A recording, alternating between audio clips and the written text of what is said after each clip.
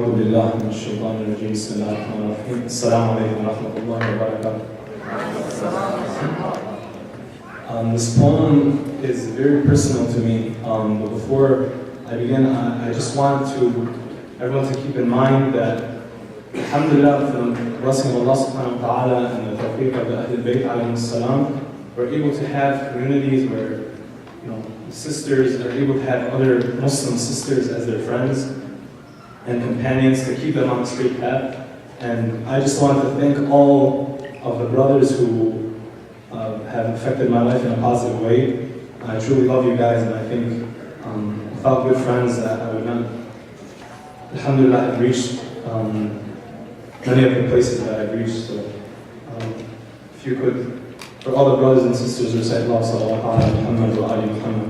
Allahumma salli ala Muhammad wa ali Muhammad.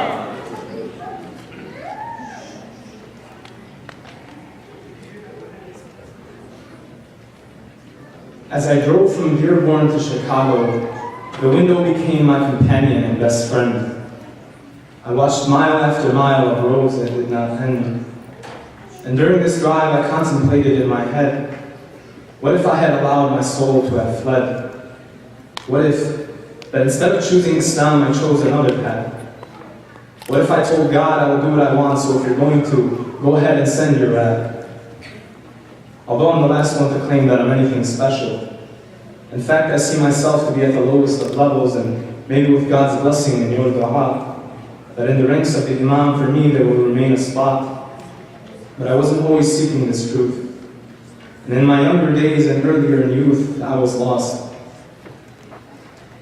I had an empty hole sitting within me, and I thought that in it nothing could fill in. And in a society where it is encouraged to indulge in sin, I didn't know what to do. On the crossroads of myself, I stood between something my parents promoted, a pathway of God and selfless devotion, or a path of immediate satisfaction, a world of enticing lusts and physical attractions. So when I enrolled at Michigan State University, a college of Sparties, a place built on drugs, alcohol, and parties, I was confused. Standing between the values that were pure, and even without knowledge that I truly knew, or sacrificing that for a life that was fast-paced and new. And in my moments of being sure, not knowing what to do next, I flashed back to the image I remembered seeing before I left. It was a pamphlet from the Leukemia Foundation that sat on my father's desk. And it had my name on it, so why I double-checked. After consulting with my mother, she calmly said, "Remember those 2 years when you were a kid that you stayed in the hospital as a guest? Well, you had become a victim of cancer, which had put you at a place of near death. And remember how you joined kindergarten late and didn't know how to make friends? Remember all the lonely days that you would spend?" I flashed back to myself, sitting in my dorm room, shocked, putting the pieces together. I said to myself, all of these experiences you so vividly remember, there has to be a reason for the complexity and splendor. If I almost left this world at such a young age, there has to be a wisdom to waking up every day. So before me sat a book that I packed with me somehow, in some way, and I started to flip through it page after page, until my heart was soaked with love, and my very soul would change. It began in the beneficent and merciful's name. The word said, "Read in the name of the Lord who has taught by the pen, taught man what he would have never known before then." It continued that verily by time, humanity is at loss, and in this world nothing will be achieved, except for the patient ones and those who believe. Servants of God who strive for truth and good deeds. That He is Al-Awwal, the one who came first, creator of the 7 heavens and 7 earths. And He is Al-Akhir, the one who will remain last, while you are immortal with a temporary life that will be over fast. He is Al-Malik, so exalted be Allah, the true King, Al-Khaliq, the most magnificent creator of all things, Al-Ghaffar, surely He is the most forgiving. A forgiver of one who have changed even after a life of sinning, Al-Adil, the one who is the ultimate in being just, Al-Wakil, the one in whom the believers put their trust. Attribute after attribute that I've seen in this book that changed my heart into my very core. These lessons shook. And after I learned this message, I sought to learn about the man whom upon it was revealed. For this book claimed that he was the final prophet and of all messengers, the seal, that he was the best of creation, and with God no one had held a higher station. And after him, there was a man who was the son, his dear uncle, his cousin and brother, a man who committed to his prophet and Lord like no other.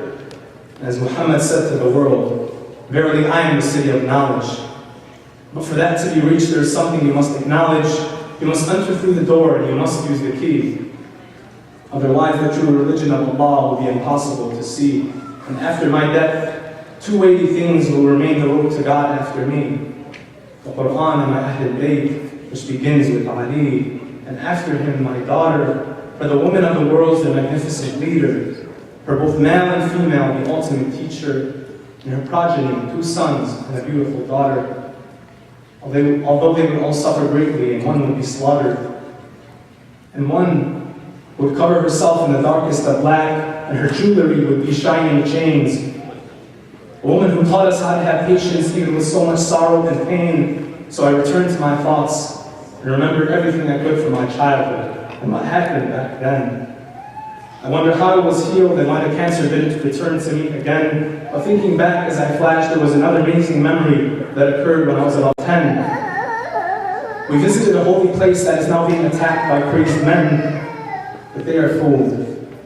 For bullets cannot stop their message, neither cars with bombs, nor the poisoned sword that killed their father, or the broken rib of their mom. No amount of time can block their message, nor tyrants claiming they have authority. Her death with dignity is greater than a life of humiliation and conformity. And as I walked to her shrine as a young boy, not knowing she would be my savior, as my mother cried from behind, asking this holy person for a favor. And now, after everything that has happened, and every blessing Allah has given, I know that this world is a test, and for believers it's a prison. And I praise Him for every one of you that has changed my life for the better. For me and our family, even if they don't live together. And I know this has all happened for a reason. No matter how much they bash us on the pages of the papers, no matter how many attacks, we will not shake or waver, even if they kill our Imam and sands are turned red. Even when Ali al-Asghar with arrows he is fed, even when his father upon a spear they put his head. We can't be defeated. We can't be defeated. And it is for the same reason God did not allow me to fall dead. For it is impossible to fail with the shafa'ah of Zainab. Sallu ala Muhammad wa ali Muhammad. Allahumma salli ala Muhammad wa ali Muhammad.